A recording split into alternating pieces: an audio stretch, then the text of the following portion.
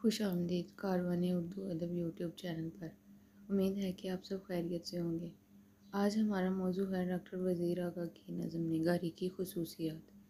मौजू की जानिब बढ़ने से पहले अगर आप चैनल पर नए हैं तो चैनल को सब्सक्राइब करना मत भूलिएगा।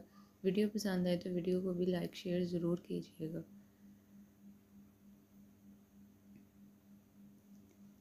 डॉक्टर वज़ीर आगा की नज़म निगारी।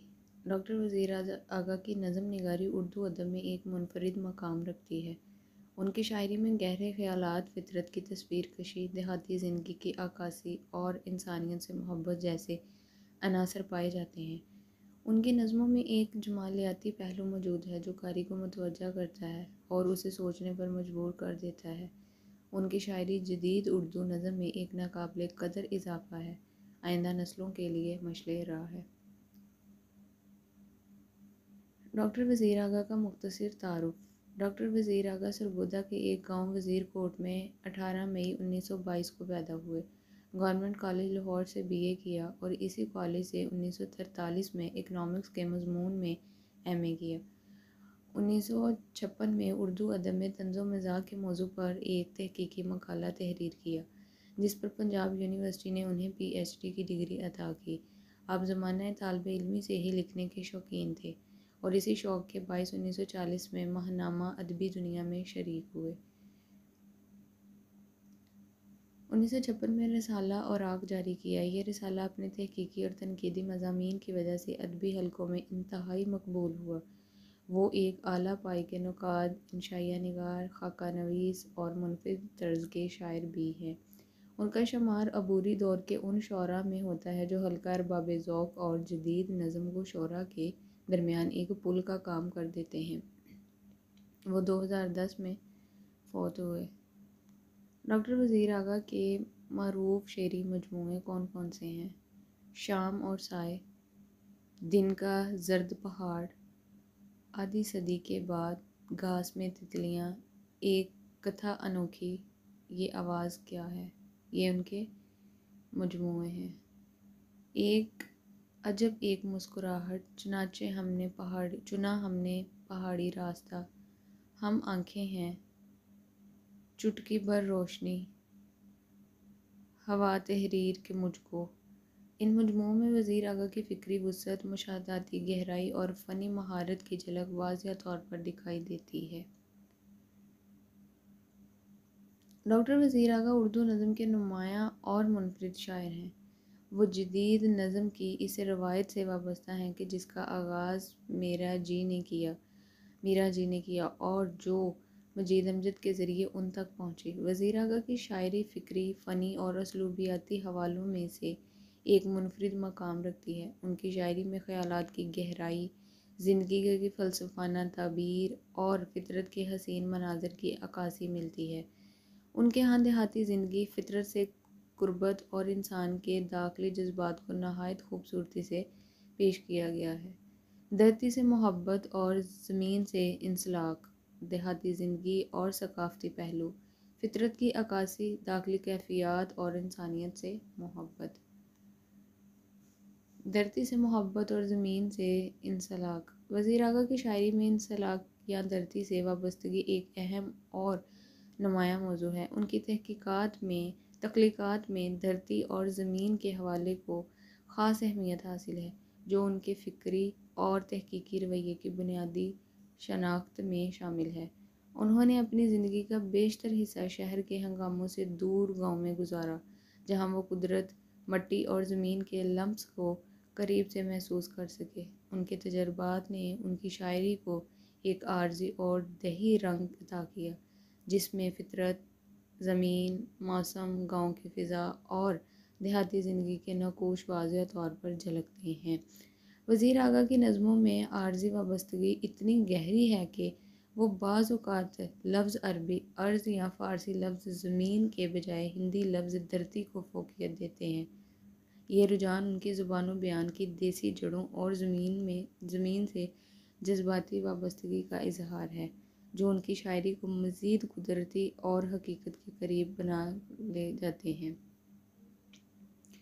उनकी शायरी में धरती के ज़िक्र के साथ साथ मट्टी, दरख्त, फसल, बारिश, नदी, परिंदे और فطری مناظر بھی نمایاں حیثیت رکھتے ہیں، جو ان کی شاعری کائنات کو ایک زمین بوس مگر فکری سطح پر بلند رنگ عطا کرتی ہے۔ نہ جانے کس جگہ ہم آ گئے ہیں، نہ جانے کس جگہ ہم آ گئے ہیں، جہاں خوشیاں زدے جارو روب کھاتی پھر رہی ہیں، بس ایک آنسو بھری مسکان ہے جس کے سہارے جیے جا رہے ہیں، بس ایک آنسو بھری مسکان ہے جس کے سہارے جیے جا رہے ہیں۔ دیہاتی زندگی اور ثقافتی پہلو۔ وزیر اعلیٰ کی شاعری میں دیہات کی ثقافت اور وہاں کے روزمرہ کے معاملات کی جھلک ملتی ہے۔ ان کی نظموں میں دیہاتی زندگی کی سادگی، وہاں کے رسم و رواج اور فطرت کے حسین مناظر کی عکاسی کی گئی ہے۔ وہ حقہ جیسی علامت کے ذریعے دیہاتی زندگی کو پیش کرتے ہیں، جس سے ان کی شاعری میں گہری اور تہ داری پیدا ہوتی ہے۔ وزیر اعلیٰ کی شاعری میں گاؤں کی ثقافت اپنی تمام تر جزیات اور گہرے نقوش کے ساتھ جلوہ گر ہے۔ ان کی نظموں میں دیہات کی زندگی ہے، اس کے رسم و رواج، مخصوص اشیاء اور مقامی علامتیں نہ صرف فنی مہارت سے پیش کی گئی ہیں بلکہ ان کے گہرے معنوں کا پہلو بھی پوشیدہ ہے۔ حقہ دیسی ثقافت کا ایک اہم جز اور اجتماعیت کی علامت ہے۔ وزیر اعلیٰ نے حقے کو محض ایک روایتی شے کے طور پر نہیں برتا، بلکہ اس کے اندر گہرائی فکر اور سماجی تصورات بھی سمونے کی کوشش کی ہے۔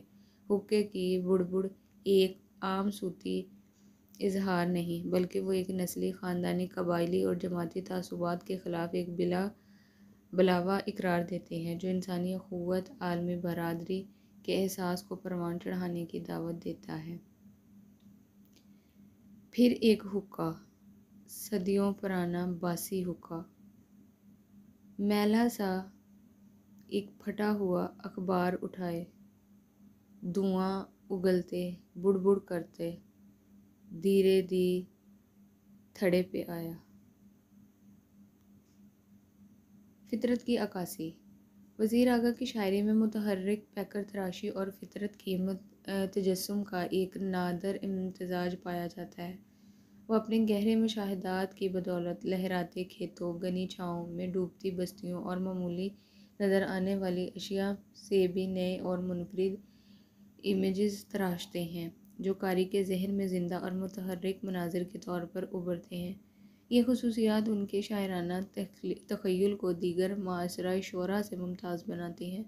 وہ محض فطرت کی منظرکشی نہیں کرتے، بلکہ اس میں ایک جمالیاتی رنگ اور داخلی احساس بھی شامل کرتے ہیں، جس سے نظم ایک بصری تجربے میں تبدیل ہو جاتی ہے۔ ان کے اشعار میں یہ پہلو نظر آتے ہیں۔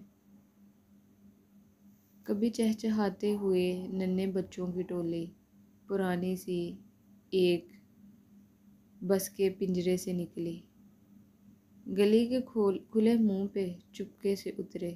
یہ اشعار نہ صرف منظر نگاری کا اعلیٰ نمونہ ہے بلکہ حرکت اور زندگی سے بھی بھرپور ہیں۔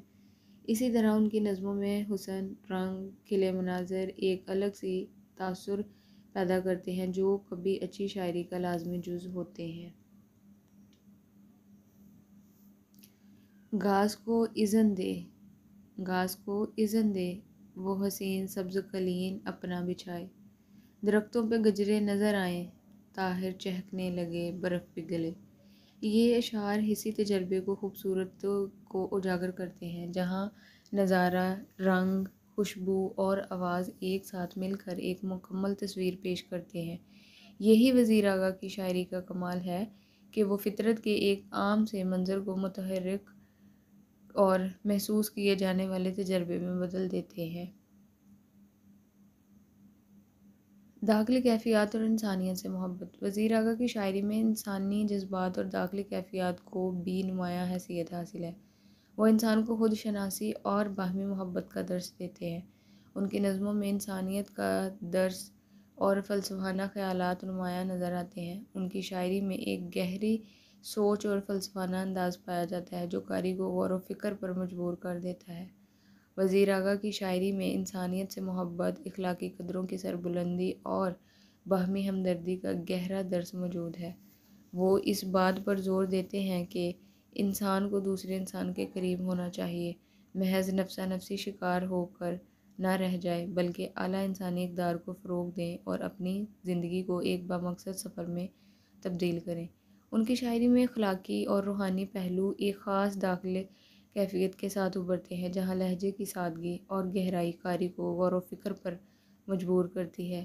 یہ اشعار ان کی اسی طرز احساس کا بہترین اظہار ہیں۔